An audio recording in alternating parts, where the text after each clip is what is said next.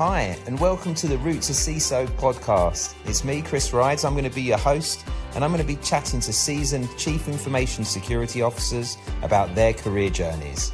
We're going to be unencrypting their real-life stories and searching for the hidden keys to help you fast-track your cybersecurity career. Hi, everybody. Welcome to the Root To CISO Podcast. I'm your host, Kris Rides, and I've got somebody I've known for quite a while now, Ray Espinoza, with me from Inspective. Ray, thank you so much for joining us. Kris, it's so great to be here. Thank you for having me. Yeah, we've had so many conversations over the time that we've kind of known each other, but I don't feel like we've ever really talked through your career in full. So I'm sure I'm going to learn a whole lot about you, and as is everybody else that's here listening. I'm an open book and excited to have this conversation. Good. So let's start with you sharing a little bit about what you're up to at the moment. I think it's a good place to start. Sure. So I'm a VP and CISO of a company called Inspective. We're a Series A security company that plays in the bug bounty and pen testing space. We have some pretty compelling things that make us interesting, unique, and different from some of our competitors, which is really cool. I've been here for a little more than 2.5 years and really watching this company grow from seed stage, now up into where we are here currently. I spend a lot of my time, and it's something I'm really passionate about, is mentoring. I love to be able to support others either growing into the cyberspace, growing from leadership into executive leadership, or just anybody who feels like they need help. And it's something that's really core to who I am. I had so many amazing people invest time in me early on. I really feel like I'm at a place in my career where I can usually share some good advice, but I tend to learn tons when I end up helping others out, being able to apply my background, my experience, and my perspective to different challenges that maybe I didn't have to face in my career. And, supporting folks with some logic, but how does that feel to you, and enable them to continue to be who they are, but just giving them maybe a few options and some perspective. And so a lot of my time goes there. I'm honored and privileged to be a board member for Ray Cyber. Their mission is to help bring cybersecurity opportunity for those of Latin descent, and to enable others to find that there are opportunity and there's a community that you can lean on to help provide some guidance and some structure and support. And then lastly, I coach high school football here in Camas, Washington, and it's something I really enjoy. We're about a week away from kicking off our fall camp and getting ready for this year. So many blessings and opportunities that I have in my life that I'm really excited about. Thanks, Ray. We always joke that it's when you say football, obviously, although I've been here a long time, I think about football being as in you kick the ball with your foot rather than American football, which is the one where you use your hand to play football, right? It is pretty silly when we talk about, why we're not using the metric system and why do we call, American football. There's so many weird and unique and semi-ridiculous things that we do here in America. But yes, and I try to be more aware, especially when I'm talking to folks who I know are not from the US. I call it American football, and I try to find those parallels to really make sure that it connects. But yes, American football. I do love soccer or true football, sort of all around as well. But yeah, it's a lot of fun.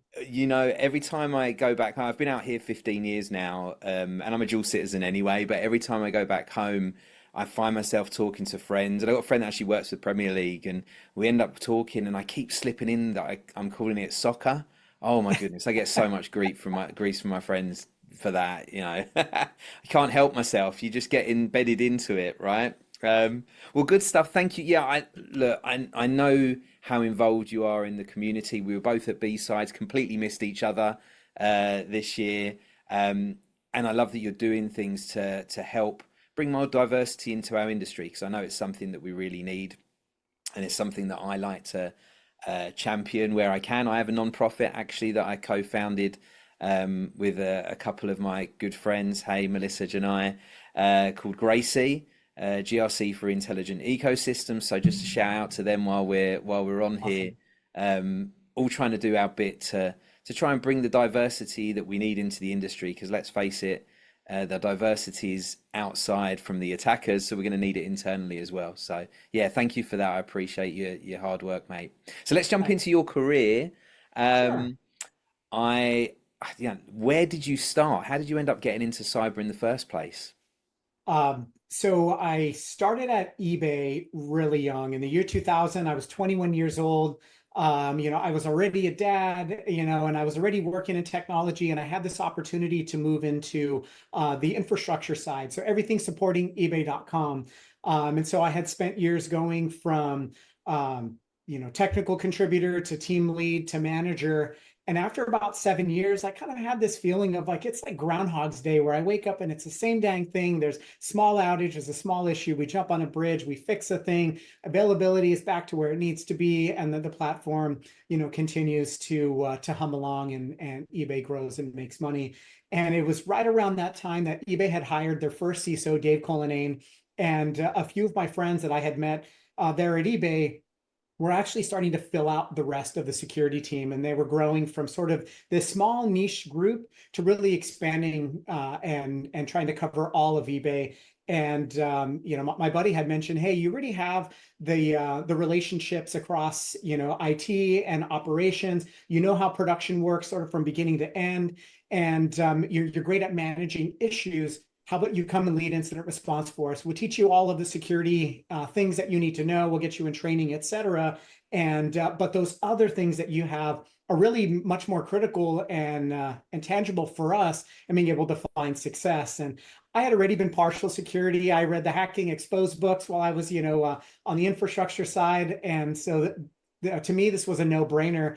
And having that opportunity to really build out that team with some amazing folks was awesome. And so we had an opportunity to build Security Operations Center, to build their incident response program from scratch, partnering with amazing folks from KPMG, which I was able to hire a few, like Lucas Moody, who's a well-known name in the security space now. Like we had an Yeah. opportunity to work together, and he was my first security hire at eBay back in the day. And so building all of that out was huge and awesome. I'm so thankful. So Chad Green is the individual. He's at Meta. Been there for quite a while after he left eBay. He gave me that opportunity, and I'm eternally grateful for that. Of just being a great coach, a great mentor, and providing opportunity and letting me come in and be a ninja on the incident response side and be able to build some of that, which was incredible, and so many amazing experiences growing through acquisition, and you're trying to apply incident response security monitoring to an acquired company and trying to scale this overall while maintaining a supportive structure with PayPal, which was operated independently with its own Right. CISO. Tons of great and amazing experiences, but it was really like that pivot. And I spent 10 years at eBay, which almost seems crazy because I feel like I'm still like 18 to 25 years old. But You it was still those look it, experiences. not like me with all my grey hair. I hide it here for some reason. It just hasn't come in here, but I gotta imagine any minute, it's going to be So very similar. So that's like to be in there at such sort of early stages and to come out having done such impressive sort of programs and implementations. What was your how did you end up in eBay? Was eBay your first sort of job? Because you didn't go. I remember us speaking about this before, and obviously I'm somebody that didn't go to college. Actually, a couple of the other CISOs we've done recordings of didn't go to college. So I should just put that out there first of all that not everybody does come through the college way of doing things. But what was your entrance actually into before eBay or into technology? Yeah, so I went to college for a year. I went to Cal Poly San Luis Obispo, which is a great engineering school. And when I got there, I had chose my major of computer science because they had a computer animation upper division course. I had seen Toy Story when I was 16 years old. And from that point, I'm like, I want to make those movies. That's the future. Those are awesome. And, it was really, that was really kind of the driving force. But after the end of my first year, I ended up becoming a father. And to me, it was more important that I be there for my child every single day. And, we were in different cities, and it wasn't going to work for them for me to try to be a dad while going to school and not have a job. So I had always been partial to technology. My dad was a mechanical engineer, and from like very early age, he wanted me to understand how do computers work. What's a CPU? What is RAM? program? How can you swap out parts, et cetera? And I'm thankful for that because it gave me that entry point into tech. And so I come home to be a dad and I find a job as sort of like an office manager doing IT and other things. I then landed a job, when I was 19 to 20 years old as like the head of IT for this large insurance company based out of Central California. And I'm like, I don't know, how I got that opportunity, but I did. And it was an amazing experience of managing multiple branches, et cetera. But having been there for a couple of years, eBay actually found me in the early days of LinkedIn. They had reached out and like, hey, we have this, a manager position open. Would you consider it? And I'm 21 years old. I had no dang business being a manager of an amazing team of engineers, but I took the interview anyways, and I made a positive impression on the person there. We knew I wasn't the right fit to lead that team, but they created a role for me and hired me into the team that I was interviewing for, which was a huge blessing as well. But so I had a couple of like small tech stops before eBay found me. I was thankful also for kind of a lofty title in that small organization. I think I was director of IT. And, I was doing maybe a lot more managing than I was directing, but it was still a lot of great experience that gave me that exposure to enable me to find some success there. Yeah, that's amazing. And at that point, sort of how many staff did you have? Obviously, a great title. Oh, I was an army of one with a couple of service providers that I leaned on for other help desk related tasks and hardware support, et cetera. So yeah, I was fully an army of one leading that. Look, this I speak to so many people in similar situations to that they've found an interest. They are the IT department at a company, and they do obviously a bit of everything, including security, and they're kind of trying to make that move then into a dedicated role. So hey, look, we also have CISOs out there, people that have the CISO title, and they're the only security person in a company. So I think with the titles, I think generally a good piece of advice I tend to give the candidates is, try not to get tied up too much to your title, because it's more about what you're actually doing than the title itself, because titles don't mean a whole lot in our industry. I don't know how you feel about that.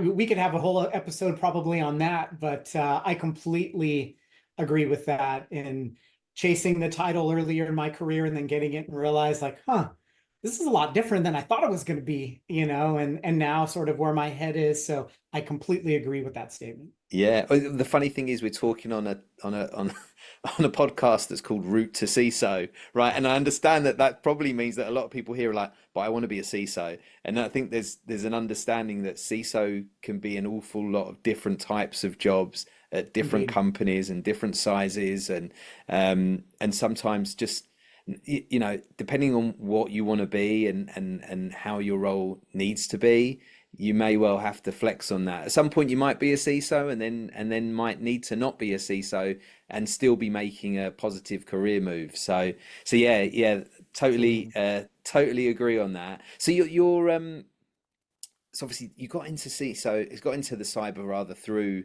eBay and being there and gradually moving into it. Have you got any sort of tips for those that are trying to do that now? Because I feel like, although a lot of the people I've interviewed, you can say, oh, well, yeah, that was years ago and it was different and this, but I still feel like a lot of the stuff applies, right? A lot of people are going to get into cyber by being in IT or being in another area Absolutely. within a business. So, have you got any tips or advice for people that are in a situation where they're trying to break into cybersecurity?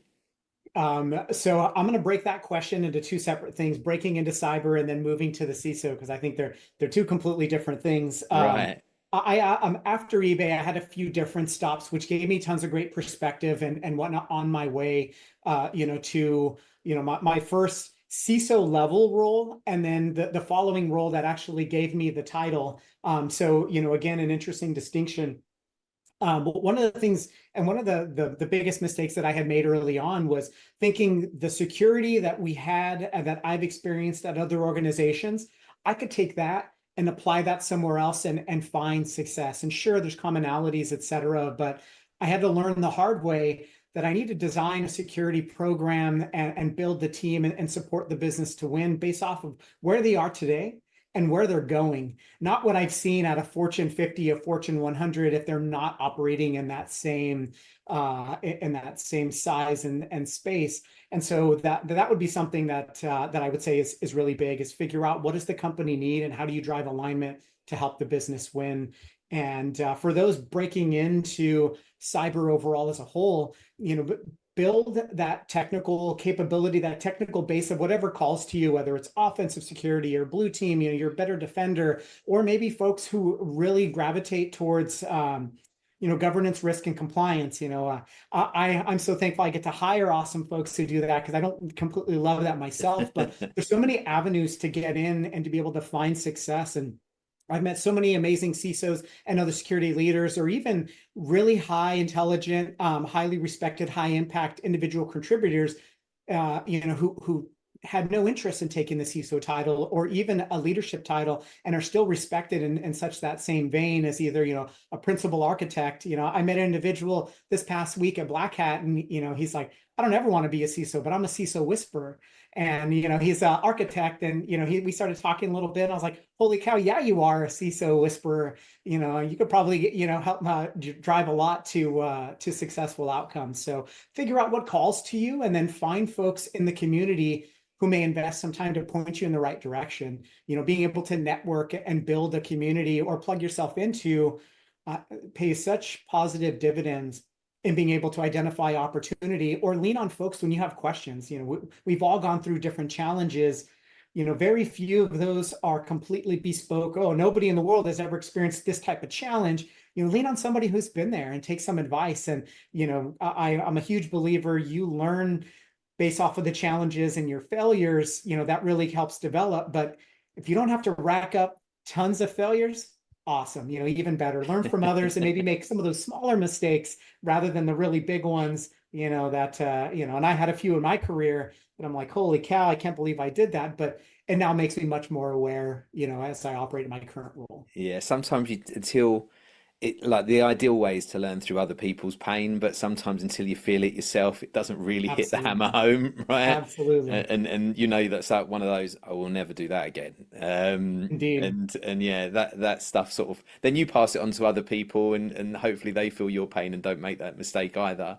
Yeah, it's funny you say that about the sort of finding your people and your community, because I think it was only yesterday I was reading on Reddit, as you do, and there was somebody that was said, oh, I went to DEF CON and I wasn't that really impressed, and I didn't enjoy it as much as I thought I had, and it's been something I guess probably the person been hyping it up in their own head for quite a while, really excited, and they finally had the budget and the time to actually go and do it. And I think the one thing that I've noticed, and the thing why I enjoy almost every conference that I go to, I've always enjoyed them, is because generally I always know somebody that's going. I always have some meetings and some stuff like pre-planned. The whole failure to planning, not planning for failure is planning to fail. Is that right? Oh my goodness! Like one of my favorite quotes. Can't even get my words out. I absolutely know what you mean now. Yeah, I've heard the quote to which you're referencing. Yeah, preparing. No, oh, yeah. Prepare. Somebody else is going to write in the comments of this exactly what it is, and as soon as we stop recording this, I'm going to come away and be like, "Oh, damn! I wish we could edit it in," and I'll sit here silently, and somebody can put it in a different voice of me actually saying the correct time.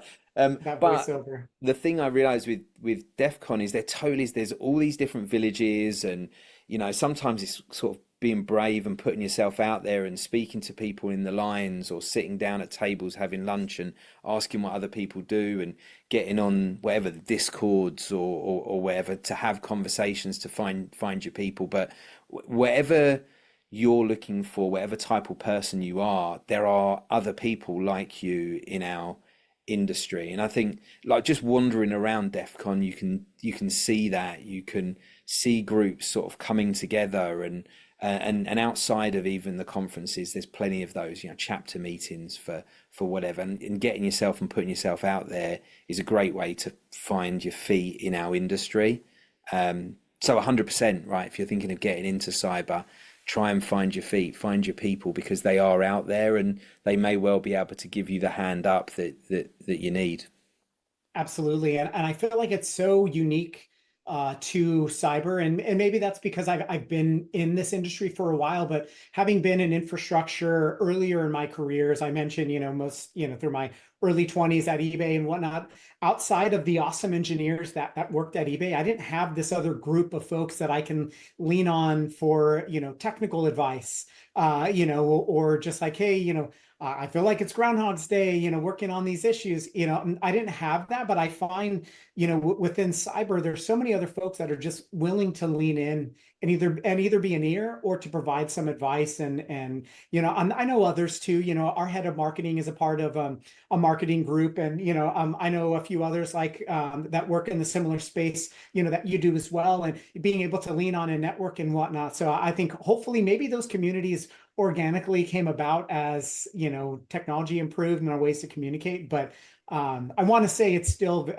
maybe a little bit more niche to cyber, that there's more of a willingness that I've seen of come and join us, find your people. And as you mentioned, even at DEF CON, like, you may be different, you may not want to go the leadership track, you may be more introverted, there's other folks like you, and that is completely okay. Find your tribe and look for that support. There's really no reason for anybody, regardless of personality type, background, or experience, to try to go at it alone, unless that's their jam. Yeah, yeah, totally. So you moved on. So you obviously moved into cyber within eBay. At what point? Obviously, you had a director title, but at that time you were kind of managing more service providers. At what point were you hiring people and you had your own team? So when I talk about going into leadership, I guess you can go into leadership and still not have a team. But at what point were you hiring and managing people? What was your first opportunity to do Sure. that? After about 3 years at eBay, I moved into a team lead role, where I was more of like that technical leader within the team, but not directly people managing. And I think it was after 4 years, I actually had became a manager of the team that was a part of, and it was a unique and interesting experience, because I went from being peers, and these folks that I was managing, they were my friends. One of them had, has been to my wedding, and we'd go and eat lunch together all the time. And but one having an opportunity to earn their respect and worked alongside them, but then them being supportive of my career growth, and them not having an interest in moving into leadership. So having that experience of them rising to that role and then finding success and learning that their success is something that I enjoy. And maybe it's the dad in me, or what I knew now is, the coach in me, of helping others find that success. And so it was really a few years in where I felt like I was really able to get to that position. And I pretty much stayed in leadership along the way, but at different stops. I've either had no staff like I have now. We've had some changes within our organization. The engineer that I had, she had moved on to work on something else. And so, I'm the IT and the security team, and I lean heavily on our cloud infrastructure and do a lot there with one of the individuals that's under engineering. And at Cisco, I was there, and at one point I think I had 21 direct reports. And so I've seen like this huge sort of swath. But yeah, I think my first experience as a people manager came when I was able to manage the front end infrastructure at eBay, which super thankful for that opportunity. Did you so when you got that opportunity, obviously there's a whole team of people there and you end up sort of taking over and managing the team that you were working alongside. What do you think it was that made that happen, or made them spot you for that position? What were the things that you were doing there? And was it conscious or unconscious? How are you doing that? So I think it was a combination. If I look back, like I was in student leadership when I was in high school, and I am happy to support others and try to rally others for, a common goal and a common outcome. And so I think there's a natural piece of my personality that I think kind of fit that. I was already sort of one of the technical leaders on the team, but I had an opportunity to interview, and I didn't get a different role prior to that. But I think I saw my career growth and trajectory on the leadership path while being able to contribute technically. And that those types of opportunities were available at eBay, at that time to be able to do that. And so it was a bit of a conscious effort of like, one day I want to continue to grow. And I had so many amazing technical leaders, Paul Kilmartin, Saran Mandir, Tom Keevan, so many folks like the eBay technical team, the security team today, they're like a who's who in technology leadership. And I'm so thankful for that experience. But I think it was seeing them and the qualities and the way that they built up their team that I felt like in me, that's what I want to be. And that's what I want to do. And I want to lead the same way because that feels good. And, I think it was kind of a product of my environment, but also kind of like better understanding who I am and what I wanted to be throughout my career. So you followed others and you saw what was around you and you kind of implemented some of that stuff. Was there any formal training or was there anything, any other things that you did sort of that you think maybe people that are looking to make that move from an individual contributor into a leadership role could perhaps put into place? Absolutely. So I think one of the abilities that I came in with is the ability to develop and maintain relationships. I can relate to people. I can, have conversations, and really it doesn't matter who they are, what their background is. I can find some way to connect with this person, and it's something that I've always enjoyed. And so I think that was a piece that I brought to really help rally. One of the things that I struggled with, like many others moving from a technical role to a leadership role, is being able to present my ideas in a more structured way. And so I ended up joining Toastmasters, and I'm super thankful that eBay and PayPal had a Toastmasters group on campus. And I learned a ton. I was not aware how many times I said or or the power of pause while I'm having a conversation or while I'm presenting Yes. an idea to re-grab folks' attention. So I invested a ton of time there, made tons of mistakes through that, and it was such a great learning experience. But being able to sell your ideas and to do so in a clear way, hugely valuable. There was also some structured training around like how to be a people manager and, dealing with conflict. And, there were definitely some rough experiences that I had, having to go through the experience of managing an underperformer out of the organization. Like that hit me really hard and really deep. And, I knew this individual for years and, like knew of his family. And so there were a lot of things that I needed a lot of support for. So that, there was some of that along with technical training and then leaning on mentors and others to help me just do the right thing with as much transparency and empathy as possible. And then recognizing now, looking back, that those were going to be my core leadership tenets that I can lean on. But lots of presentation training, even further, my first CISO level role at Proofpoint, standing in front of a publicly traded company in a town hall, learning how to do that much more succinctly. And, I can grab a mic and continue to talk, but can I be short and to the point? And can I sell folks on that idea while being authentic to who I am? And so there was tons of learning there, lots of TED Talk style trainings around developing better content and being able to deliver that very well. I have a super tiny funny story sort of along that. Yeah, So, share it. at Proofpoint, I'm at a town hall. It's either my first or my second one. And, I created my slides and, like I put together that content. So I practiced a couple times, but I felt like I'm going to speak from the heart and, really just connect with these folks and really talk to them about, what we're doing and why and our plans going forward and how well we did the previous quarter. There was an individual who was presenting just before me and he was a little nervous. And so, he comes and he's closing up and he's holding the microphone. He goes to give me the microphone and his hand is shaking. And so when I see his hand shake and I grab that microphone, in that moment, he transferred all of his nervousness to me. Right. And I take that and I'm standing in front of everybody and my mind is completely blank. And I look at my slides and then I'm starting to look out at the crowd and, and there's like a silent pause uncomfortably for about 20 seconds to the point where I'm seeing people in the crowd, they're making that face like, Yeah. this, And then I'm like, holy cow, I'm blowing it here. And so I take a deep breath and I try to make a joke of like, whoo, like this never gets easy. And then I try to go into my slides and it takes me a little while. My cadence is off, my breathing is off because my heart is like beating in my ears. And of course, after I finished that, my boss was not super happy with the way that I presented. And it was after that that I went into more presentation training and communication training and managing stress.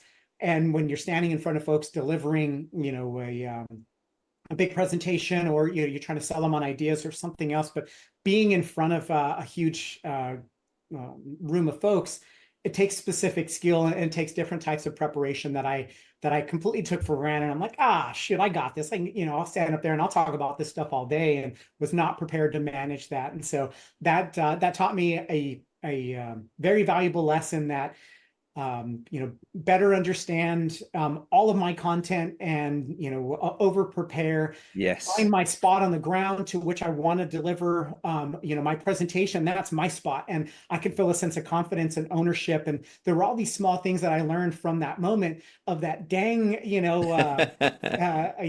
shaking hand that transferred to me. And I kind of vowed after that I would never let that happen to me again. And thankfully I've been able to do that because of what I learned. But it's a perfect opportunity of an experience that what I felt was a failure, that turned into, really something that helped me become a better leader and to prepare a lot more.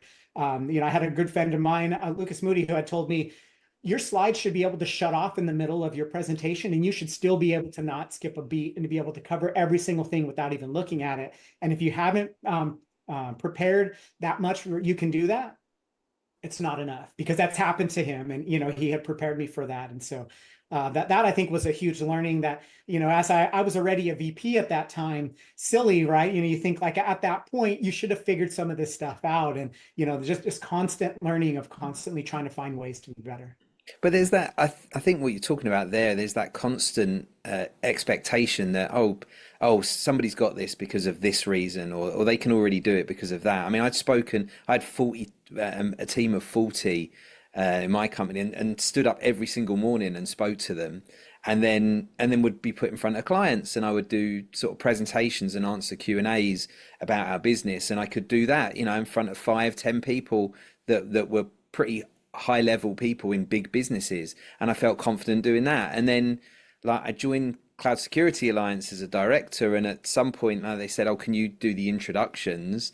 And all of a sudden I'm like, there's 15 people there, and half of them I've been seeing for a year every month at the same meetings, and all of a sudden I'm like, can't get my words out. And it takes practice for doing that. And then when you do your first talk at places, Absolutely. I still now I will take 10 minutes and meditate before I go up on stage for anything. And I over prepare. I'm the same as you. I have to know how long it's going to take me to go through. So I do run throughs. So I don't want to get to the point where I've got somebody going to me, you got 5 minutes, and I'm looking, I've got 15 minutes left, because I've waffled on. I've got a habit of waffling on, in case people can't tell from this podcast already. But it does take practice, and there is, no matter how many times you've done similar things, you may not have done the same thing.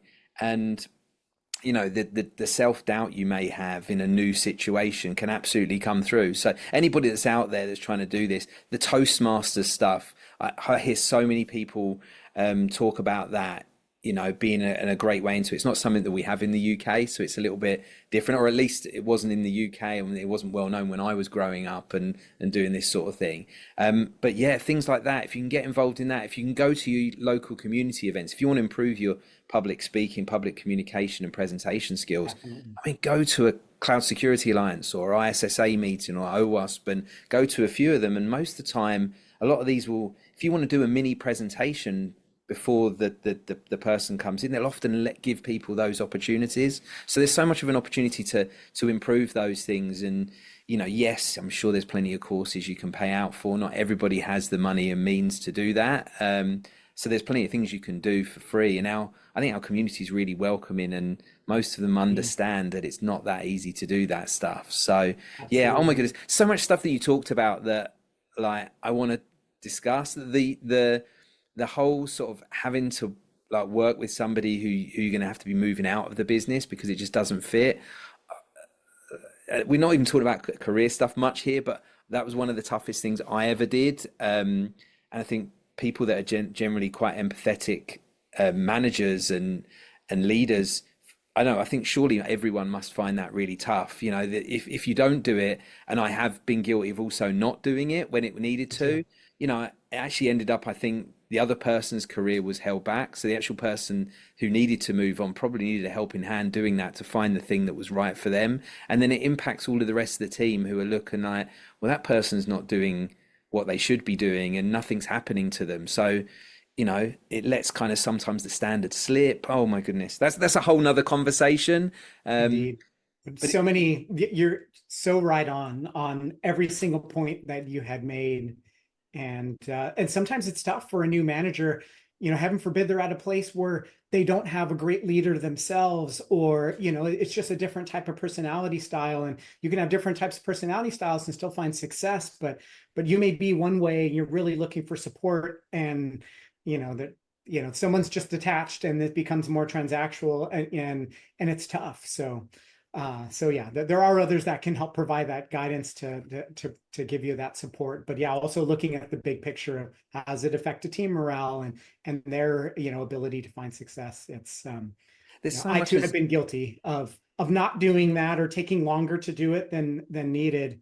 You know, it'll never be easy, but at least, you know, when you've experienced some of that, it's pretty impactful when you yeah, take a when you step. get through the other side, and like I truly have great relationships with people that I've gone through that experience with, and to the point where, you know, it's a bit difficult not long after it's happened, but then once they're in their new role and they're really enjoying it, and you're back connected, and they're like, you know, right, it was the right thing to do. I didn't see it at the time, and you know, it was right for me. Maybe I should have been the one that was kind of pushing things along. So yeah, I mean, there's so much stuff to do with leadership. People see being a leader as this amazing opportunity, but they've got to remember everything that comes along with it, including, I mean, being a CISO. And you sort of talked a little bit about, you know, your very first CISO role, but heck, you know, you don't have to become a CISO. You know, you there are a lot of things that come along with being a CISO that probably add a lot more stress to your life, and there's no shame also in if you wanted to become a CISO and then you get the opportunity and it's not quite what you realize, there are plenty of other things you can do. Indeed. And how a CISO is different in different companies, in different industries, and you may love being a CISO in one industry and not so much in another. So yeah, there's so many different things. Well, how did you get that? Was it Proofpoint you said was your first It was official my first CISO? CISO level role, but I was VP and global head of security. Right. After I moved away from the Bay Area, and at the time, Proofpoint, you know, my manager didn't believe that I could be remote and do my job. And you know, it's funny how times have changed, you know, with the pandemic and perspective. But I had moved on to an organization just outside of Portland that gave me an opportunity to move to the area and also get that first CISO title and actually be a part of the executive team, which was, you know, all new and different type of experience at a much smaller organization than, you know, a larger publicly traded cybersecurity company. But yeah, having that opportunity, I thought was huge and came with its own set of great learnings. Yeah, it's funny, like what happens comes around again, right? The whole return to office thing right now. You know, pre-pandemic, a big lack of trust that people can't do their roles remotely until they're forced to show that they can do it remotely. And to be fair, not everybody can do it remotely, Indeed. right? But now I'm seeing everything being like people being dragged back into offices, despite many of them showing how much more productive they are. So I mean, that's a whole nother discussion point to have at some case, because like that's a tough thing that's going on right now. But anyway, so you had that the global head of title, which, as far as I'm concerned, you're a CISO, right? I don't know how people feel about using that. My general push is, look, if you are the CISO, and you can try and push to get that title internally if you think it's valuable, and if not, I still believe that you can use it externally. If I was a head of and I was a CISO in everything but title, I can tell you my LinkedIn probably would say head of in brackets CISO level, right? Something like that, Sure. because that's the level you should be seen at. So how did you move on from that global head? How did you get that role that actually gave you the CISO title? It was really the move and opportunity. I mean, I was seeking opportunities in the Portland area, and had a friend who was already here that had, I had told them, like, I really want to get to Camas, Washington. My family's there. I really want to get my kids into school there. If you know of any of those opportunities, let me know. And I think serendipitously, like, an opportunity came about, and it was with a smaller managed service provider, and a completely unique and different vertical to which I had ever worked at before. But security was one of their offerings, and they also had internal certifications and other things that they cared about as well. And so that they saw in me, I think, a lot of my experience, in Silicon Valley and a lot of the tech companies, et cetera, to really help, help them, bring a different perspective than that what many of the others in the organization. So, I mean, sometimes folks just get lucky, and it's either through network or it's just kind of that right place, right time. And I think I can probably point to a number of times in my career, or even my life, that through God's grace or just plain luck, I had something turned out positive, for me. And maybe it's the goodwill I earned, or who knows. But sometimes things like that do happen. And I know lots of amazing CISOs and security leaders that are out on the market looking for opportunities right now, and I'm like, holy cow, like, you're amazing. And and then you're struggling to find where. And so it's sometimes it's timing of the market and just how things go as well. But yeah, Yeah. it's Well, kind of all I that. think when preparation meets opportunity, I think is the one of the Indeed. quotes, right? Probably another quote I'm getting wrong because I'm really good at that. But I definitely think that, like, we talk about luck quite a lot, and I'm such a firm believer that you really do make your own luck, right? You don't just get an opportunity. You might make the luck that gives you the opportunity to get an interview, but ultimately you don't get a job through luck, right? Nobody Indeed. gets a job through luck. You get a You're job through absolutely right. working really hard at your previous places, by doing similar roles, by building a network, by building a reputation. Like, all of these things are what help you get that opportunity. And then, of course, it's got to be, the people have got to be hiring as well, right? You've got to have the right type of Mhm. companies hiring. So it's all of those things kind of mixed in. But if you're doing all of the right things, hopefully you're putting yourself in a space where you're being seen by the companies that are recruiting, and you've got a network and you've got people that can make those introductions. Um, whether it's needing to move back to a certain area of the country, right? Mhm. And then knowing who's looking in that area, knowing who's open, and getting your local people to sort of put their feelers out for you. Yeah, so much you can be doing. So what did your career look like, sort of going from there until the present day? What's it been since then? Sure. So I kind of bounced around a bit trying to find what I actually wanted and what I wanted to do with my career. So I left that CISO role to maybe, I didn't move and laterally. I had left this MSP and I went to Amazon I was on their retail side for security, and part of like their overall global security InfoSec team. And I took a like a senior principal technical program manager type of role, which was very different than, like, I had a manager who reported into a senior manager, and then a director and a senior director and a VP. And so, like, to me, it was interesting, but I found, the type of impact that I wanted to have and the type of role. I was creating strategy, I was driving execution, I was doing some stuff hands-on while also rallying folks from around the organization. At different companies, I'm doing that as a CISO, but at that organization, it's done at a different level. And there's this sort of like bottoms up type of movement for getting business execution done, as opposed to just top down, where I've experienced elsewhere.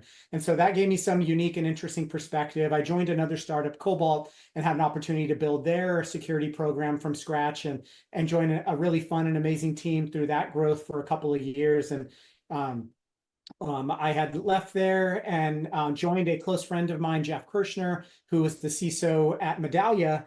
And I was thinking, like, that's it. I'm going to be at Medallia for a while. Jeff is great. He's the CISO. I'm happy being that right-hand guy. Shortly after, Thoma Bravo acquired, Medallia, and it changed to a different type of company than, what we're expected. We saw some other leadership changes leave. The CTO, who was a huge draw for me of just like, how do I want to continue to learn and develop as an executive? Jeff is great. And, his boss, the CTO, Mike Otteson, was also, and then, like Mike leaves and there's all this kind of change, et cetera. And, sadly, I had a couple of folks, my son just graduated high school. He played high school football. A couple of kids that I had coached from their early years that were part of my son's graduating class had passed away. One tragically through cancer, another one through a car accident. I'm talking to my wife of, tomorrow's not guaranteed. If I really want to go back and try to do something at a very early stage company, I should probably try to figure it out here soon. But I don't have any plans of, leaving this earth anytime soon. Maybe I shouldn't just wait. And so that kind of made me open to this opportunity at Inspective of joining such an early company at like employee 8 or 9. And being part of really the kind of that founding team to really help that team grow. When I had joined Medallia, I had zero interest. I'm telling Jeff, I'm like, the next 5 to 10 years, we're going to be here. We're going to see what the heck is going to happen, and really try to grow that from there. But it's been an interesting ride. There's not really a linear path. I think at one point I was like, I just want to do great things with great people. I don't care about the title. And, there's other points in my life where, at one point, kind of a single dad early on, like I need to make a little bit more money, and to make sure that I can do the things. And then, now thankfully my wife and I have been married 21 years and we have amazing kids. And now some of my kids are older, now I get to look at, how do I have a job where I have a huge impact? How do I help others find success while also being able to coach and be a positive force in my own community? And, so now it becomes more of like that balance. How can I have maximum impact in both places? Because I have the energy to do so, and it's okay to see some of those pivots and where you want to go. I had a professional coach, leadership coach, kind of help me rationalize, like, it's okay to have a passion that's outside of your day job. Because I had all this, maybe it's the Catholic guilt that I grew up with of like, no, I'm married to my wife and my work, and they got to get my all, and I shouldn't have time for anything else. And it's okay as long as I'm, kicking butt at my job and making sure that we're doing all the things we need to. Like, my organization supports me, doing some of these things and celebrates some of that. Like my boss is coming out to watch me coach a game here later this season because he wants to experience, that. And, so some unique things that I think are different and pretty special that you can find at different size organizations, regardless of the role that you play. Yeah, a lot of stuff like, I mean, I think there's a lot of stuff that impacts people's productivity and knowing they're happy and good in their home life and in the time that they spend outside of work is absolutely one of them. I early on I realized that I was working very long hours and I dedicated a lot of time to my job and I enjoyed it and I loved the success and saw the fruits of that labor. And then realized, I was a single guy, so I didn't have too much I needed to do outside of that, but realized I was putting so much into it and I was making sacrifice and I was forgetting to do, I just didn't have time to do stuff. I'd work 12, 14-hour days and then I'd look and it'd be like, oh, damn, I was supposed to take my car in to be serviced today, or, oh, well, I do it. It's those things that you just have to do. Like that's every day. And what I started finding is actually I was stressed. I was stressed because I wasn't getting things done that I needed to in my outside work time. And I actually started building it into my day plan. So I would have my day plan, and one of the things on that list would be, right, make sure you book your car in and make sure you book out of your schedule. You need to be out this time to drop your car off, right? And stuff like that. And then I encourage the people that work for me to do exactly the same and like not feel bad about scheduling in their stuff to actually make sure they were managing to do everything they needed to do. Because if you're not and you get into your end of your day and then you're feeling super stressed because you haven't done a bunch of things, or you've got no food in the house, you're getting home at night and you've got nothing to have for dinner and no breakfast, or you need to get all this stuff together. You're a human, you have a whole bunch of things going on, and to make sure that you're productive at everything, you've got to have that sort of whole thought process about everything that's going on in your life. So I'm an absolute 100% big believer in doing that. I love the fact that you've also touched on the fact that you didn't have a linear path to, or a linear route to CISO. If there's something that's come out of all of these interviews that I've done, it's very obvious that there isn't a path to CISO. There isn't a route, And no matter where you are, and I've said this a few times, but no matter where you are, you may well already be on your route to CISO, even when you don't think you are, because you never know what Indeed. the next thing to give you will be, and the next thing to propel you forward. Now, question on that, if you look back at your career, what do you think were the major turning points for you? What are the things that, I don't know, perhaps they weren't the biggest positive move, but made a huge difference into your career sort of propelling forward? So I left Cisco. I joined Cisco after eBay, really kind of continuing to build their incident response program, and spent 4 years there, and then followed a friend from eBay who was the CISO at Workday, and spent some time kind of building security operations center, building incident response. And after I had done that, sort of like that third time at a third different organization, I started to feel like maybe I can continue to find opportunity to grow. And I also had like a 2.5 hour commute, which was crazy, to get to the office again, like an in-office place. And I had an opportunity to join like a mid-sized startup as like employee 60, a Series A startup, and I got to build security from the ground up, and infrastructure, cloud operations from the ground up, and IT from the ground up, and then I found like with development team in India, and the leadership team in the Bay Area, and the sales team in St. Louis.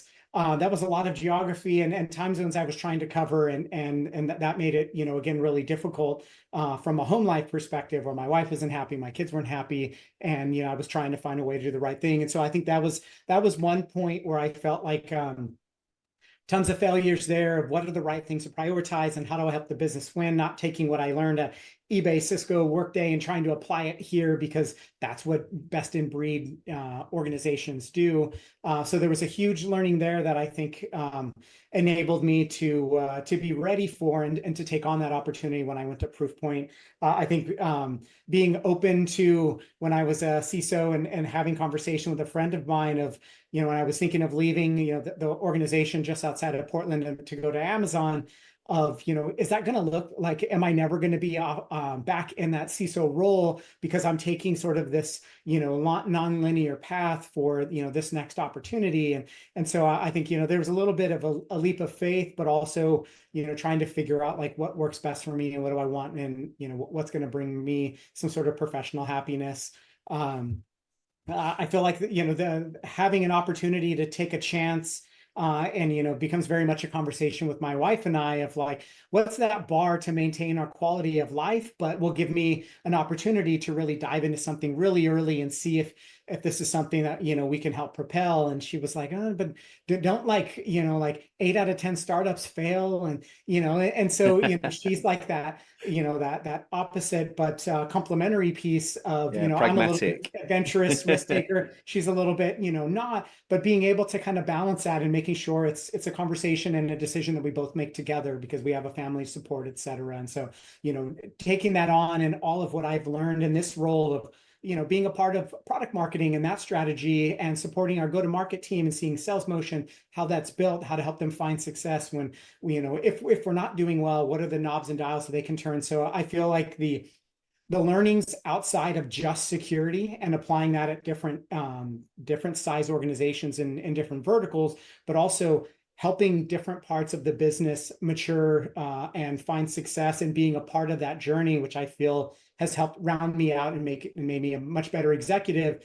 Because I'm not just operating this, black box of like behind a keyboard, trying to hack the hackers and whatnot. No, like I've seen, the way that my CEO looks at the business, and the leading and lagging indicators of our overall health, and how do we try to move some of those up. And so it's a lot of that perspective that I feel like that has helped me, round up. But I think every day turns out to be a learning experience or seeking new ways to develop, because the day I stop learning, it's the day I get stagnant and I kind of stop being sort of who I am. And so got to always be reading or learning or developing in some way.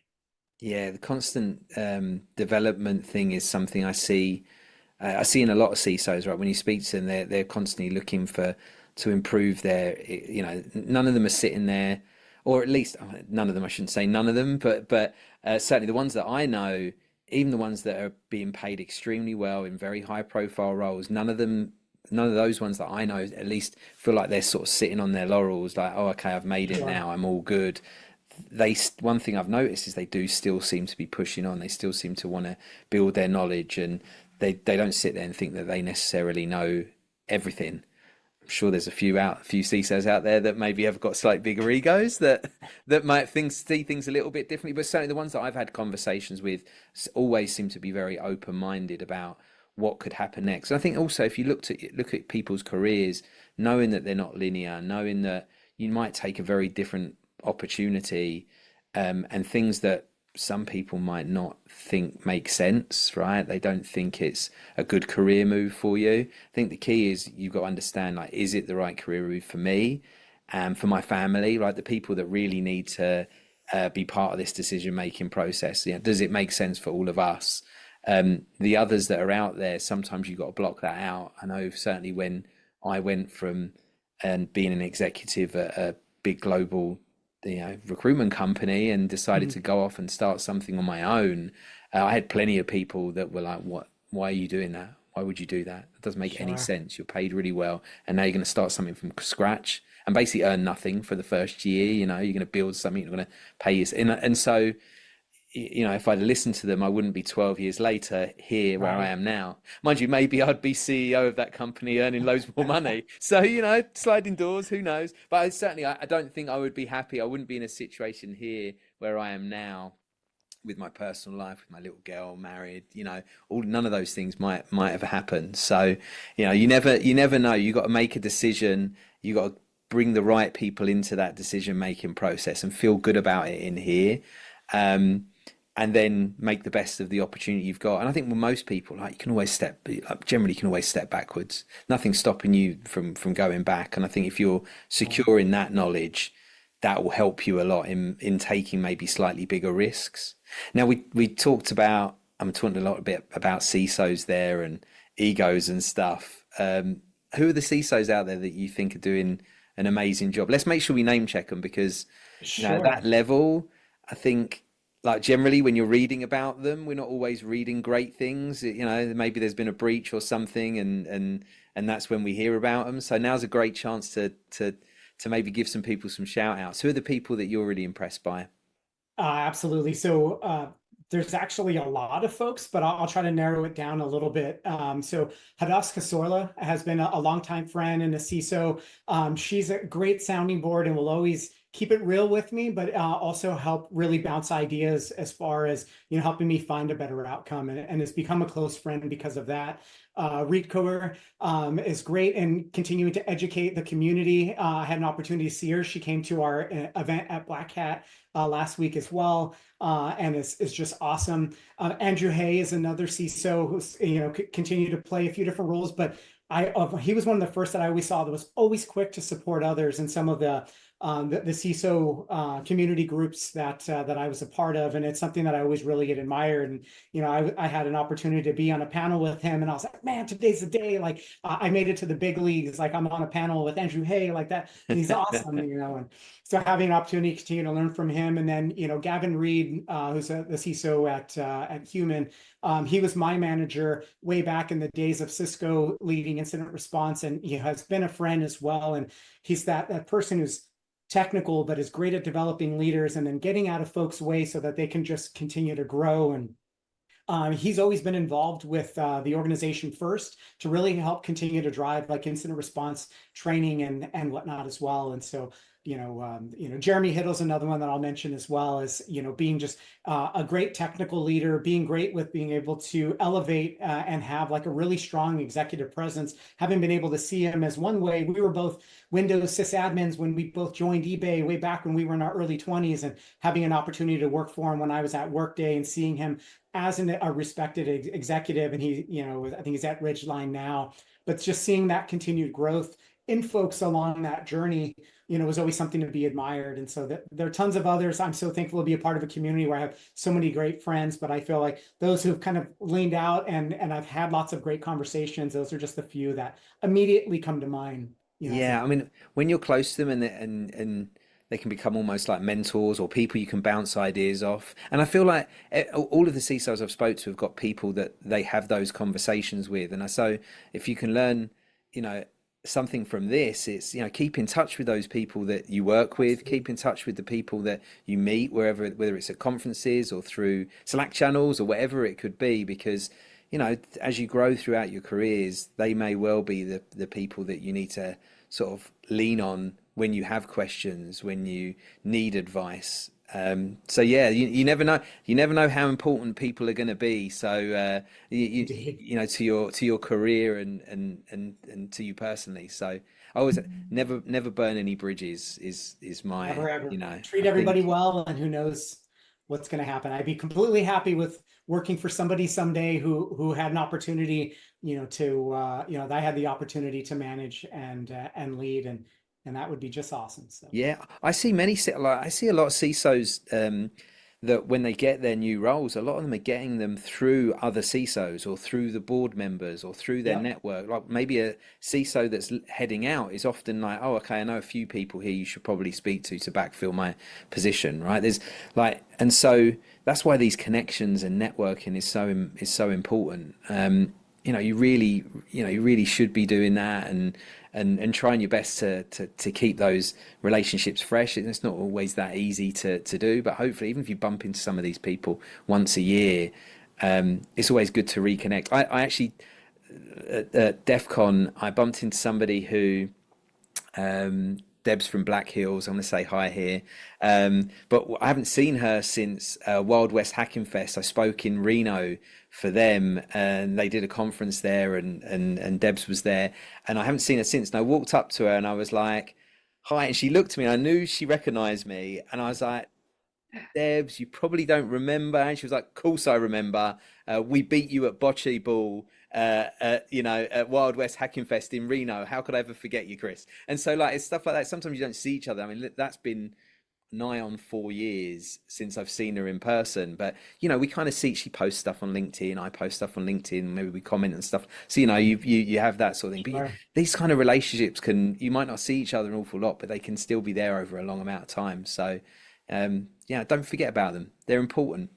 Indeed. And I would even add to, like, some new relationships that you end up kind of developing that immediately you find are just amazing and will continue. Mel Reyes, I had the opportunity to meet at RSA, and we bonded by both being Latinos in cyber, and on the leadership side, I had an opportunity to kind of hang with him and do a little bit of his live stream last week. And I'm like, man, like, this guy is like my brother from another mother, and it feels like I've known him for years, but yet we had the opportunity just to speak, or meet each other here recently, and seeing somebody who is 100% proud and committed to just being himself is empowering and refreshing. As there were parts of my career where I felt like I even had a leader tell me, you need to be a little bit more different, like not you, but be more of this, and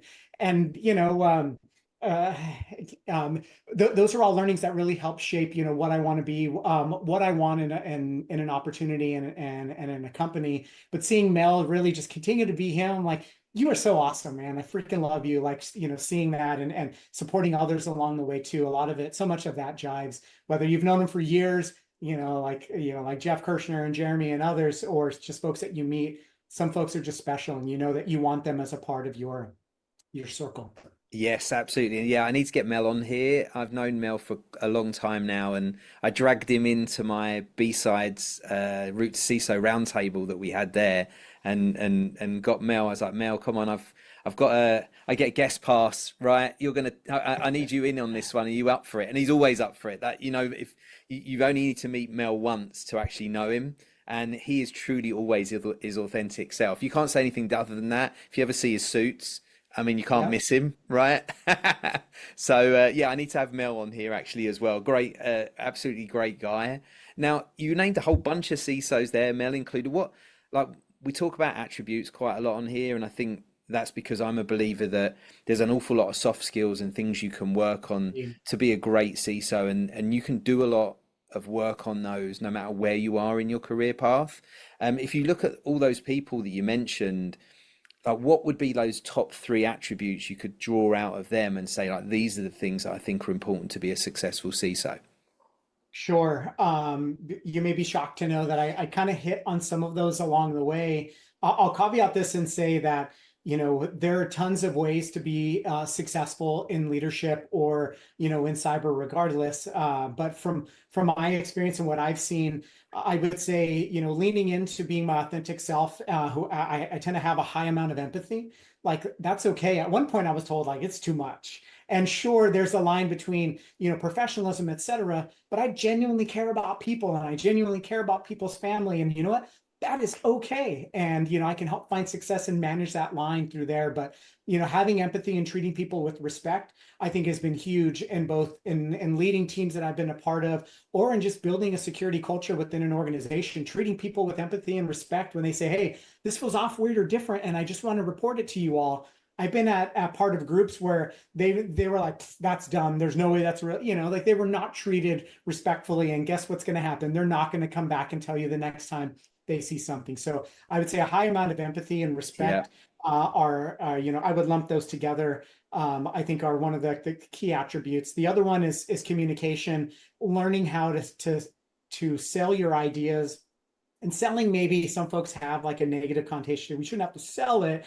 You're trying to convince. No, but learn how to, when somebody brings a different perspective or they challenge your ideas, how do you manage through some of that? That I've seen folks like, get red in the face and get upset and be like, this is the best way because I said, and it's like, no, well, and I'm the first to be like, what, if I've never thought of that, I haven't thought of that. Let me take that back and let me think about it because maybe that's missing a key point. And I'm always quick to say I can learn more, do more. Let me figure that out. But being able to come back and say, I've actually thought about that point and it's not going to have an impact because of X, Y, and Z, and being able to speak confidently, et cetera. So I think being able to communicate overall, I think is huge. And then, lastly, finding what the business needs to find success. Many of us on the security and the CISO role, we're there to help the business win. We're help to secure, data and folks and resources, et cetera. But at the end of the day, the business has to win, and we need to figure out how do we raise risks, how do we manage risks, how do we call out risks that are completely unacceptable, and how do we work through that? And it definitely is a dance of like, no organization out there has closed out every risk and closed out every vuln and done all that. Like it just doesn't happen. And, there were times early in my career where I'm like, I got to do all these things. And I realized like you don't, you just have to find a way to manage, and hopefully you're continuing to take steps forward to be better as an organization, but finding the right, the right security program, maturity level, and initiatives that fit the business. And it may mature and grow over time. And that's okay too. Yeah, that's something you sort of talked about quite earlier on in this podcast. You talked about you can't just apply the same, come from one business and think, oh, okay, this is what I needed to do to get them secure. And you can't just apply it automatically to the next business, right? Because that's not how security works. And so, yeah, if the three that you talked about there, that empathetic approach, communication and business all absolutely feature, kind of putting together like a top 10, and they absolutely feature in that. Business is like in the top three constantly, because I think I'm a firm believer that, as is every other sort of CISO, that it's very hard to do your job if you're not aligning it to what the business requirements are. If you can't align the security into the business, then you're probably going to struggle to be successful anywhere. So, absolutely being able to communicate that takes a lot of time. You can build and work on that stuff. Things like Toastmasters absolutely help. You want to know about the business, never too early to learn, right? Are you reading their reports? Who are you speaking to? Do you understand what the business does and what the goals are for the company?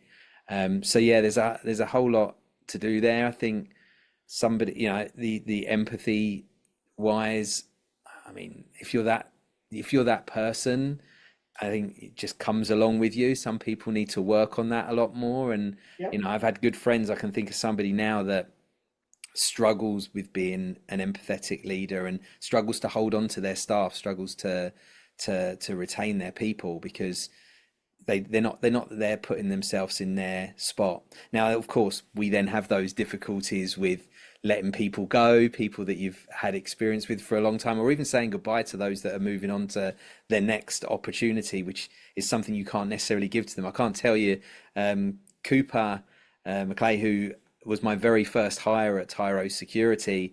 Her first job out of college, first job in security. Now she's had a number of roles. She's, I think, head of marketing for Rad Security now. Amazing person. But I remember after sort of 3 or 4 years of working for us, when she handed in her notice, she was like tears in her eyes, and then it like got me going. And I'm like, I know, hang on, I'm supposed to be the CEO of the business here, not like upset because you're leaving. And I was genuinely, of course, I was disappointed in that I couldn't offer her the next opportunity, but she was moving to do what she was passionate about in an area that we would never probably be able to offer her that opportunity. And I was so excited for her. And she's somebody now that we still keep in touch. And I'm always excited to see her career move on and on. So as an empathetic leader, I think, there's no harm in putting yourself in other people's positions and feeling for them, because I think you do end up with people that will stay much longer and probably go above and beyond what they will do elsewhere because they believe in you and they know that you're putting your heart and soul into it. And hopefully they don't feel obliged to, but they want to do the same for you. They want to see you succeed because you want to see them succeed. So yeah, they're amazing, amazing attributes. Certainly, as I said, part of the top 10. I'm going to finish off with just a couple of questions now. Your first bit, I always like this one. So you go to your early career, Ray, and you can whisper a bit of advice in their ear to help them in their career. What are the things that maybe you change, or the bit of advice that you would give to early career that you think would make a big impact that other people can learn from? So it's tough to answer that one because I feel like I needed some of those failures and tough times and other development points to continue to be the leader that I am, the husband that I am, the father that I am. I think one of the things that I would like to probably go back and say is, don't be afraid to fail really early, but figure out which failures are like a one-way door, and at that point there's no going back, and which ones are two-way doors, and use those as opportunities to continue to learn and help drive some support for being able to feel empowered to be able to make some decisions and take some of those risks so that you can learn and grow. And I'm thankful I had an amazing leader who really tried to enable me to do that. But I think at times I was a little bit risk averse early on, and be like, no way, like if I do something wrong, like you're going to get rid of me, and I can't, I can't have that. And so, looking back now, I had those arms sort of around me. I just couldn't see it. And so I would say learn to take some risks early, but figure out which ones are like the career ender or the job ender, and which ones aren't, and stay away from the really big ones. Yeah. That's not the risk you want to take, no. Not the risk you want to take. But knowing you've got the support and the right leaders around you, like, and trusting your instincts that you do have that.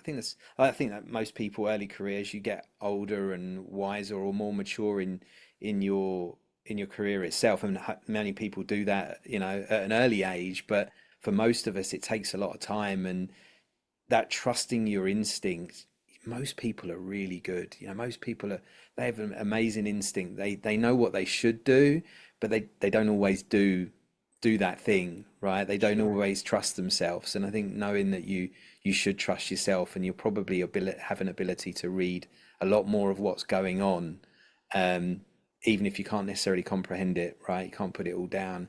Your gut tells you a lot of stuff. Unless your gut is constantly wrong, then, make sure you do the opposite of what your gut's telling you, and do some validation before you do that.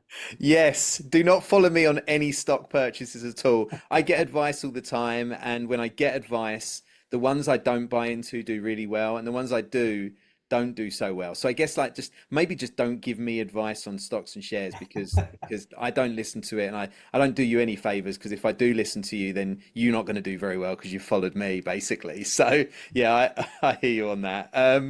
So like, very last question, we have a bunch of people that are maybe looking to move out of the roles they're in currently, or maybe they're out of work. A lot of people have been impacted recently by rifts. Or people that are, studying and hoping to make the break into cybersecurity. There's a lot of people out there that are looking right now. You've been a hiring manager. You've had lots of teams, big teams, small teams, across all of your time. What are the things that people can do that can really make them stand out? What are the things that you personally look for? So for one, I would say that probably the biggest and best piece of advice is if you don't have a network, try to develop one, try to plug into one. I've had folks, I've had the honor and privilege of being on, another podcast or, having been asked this question.